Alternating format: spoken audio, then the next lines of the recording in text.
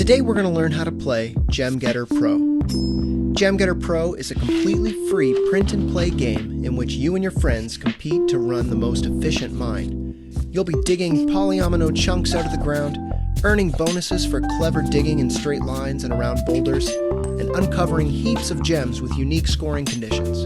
You can find a link to download Gem Getter Pro in the description of this video. Here's how to play. To set up, choose a roll sheet and place it in the center of the table along with two six-sided dice, ideally white and green, but if you don't have those colors, just decide ahead of time which die will go on which side of the sheet. Next, give each player a dig sheet and something to write with. You can use different dig sheets or matching ones if you don't mind printing extra copies. Now you're ready to play. A game of Gem Getter Pro plays in 9 rounds, which you can track using the round tracker on your dig sheet. Each round begins with any player rolling the dice and placing them on the corresponding spaces on the roll sheet. Your dice roll reveals which dig patterns will be available for all players to choose from this round. Now, simultaneously, each player selects one dig pattern and digs it into their mine. If you select a die roll that shows 2 patterns divided by an OR sign, you can only choose one of these patterns. But if the words both or all appear, you place all the patterns shown. Once you've chosen a pattern, all digs must follow these rules. Your first dig must touch the top row of your mine. All later digs must be connected to a previous dig pattern. Your dig pattern can be rotated or flipped any way you like, but it cannot overlap a previous dig, the edges of the mine, or any of these 5 white boulders. Any gems or rocks unearthed by your dig are collected on the right-hand side of your sheet by filling in these circles from left to right. Each gem and rock scores differently, and you can track how many points you've earned by looking at the score bubble above the last filled circle for each gem type. You can earn bonus gems by completely surrounding a white boulder in your mine.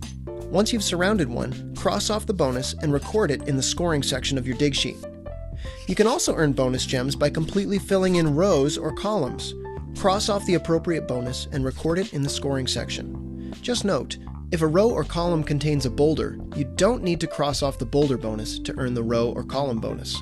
Now, here's what you might find digging in the mines. Marble, sandstone, and coal score for each complete set. You need to collect one of each to qualify for the score listed above. In addition, you can earn bonus points by collecting all of one rock type. The value of silver fluctuates between 1 and 3 points each, depending on how many you have. Try not to finish with only 4 silver where there's a dip in value. Diamonds are always worth 4 points each. Lapis lazuli scores in sets of 2, with a slight dip in score if you end up with an odd number. When you collect a peridot, check the round's green die roll to determine the value. Write this value in the appropriate field.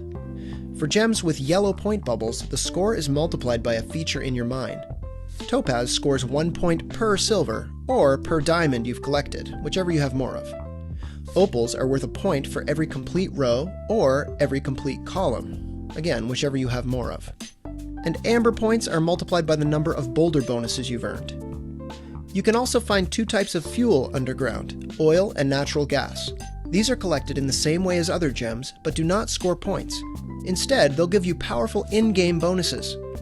When you collect an oil showing a black dig square above it, you immediately dig 1 square anywhere in your mine as long as it's connected to a previous dig.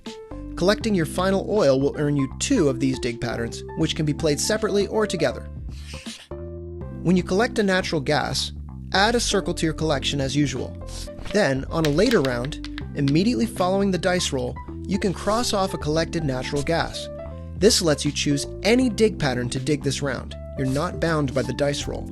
Just note, if you collect a peridot on that turn, you still look at the actual green die number to determine its value.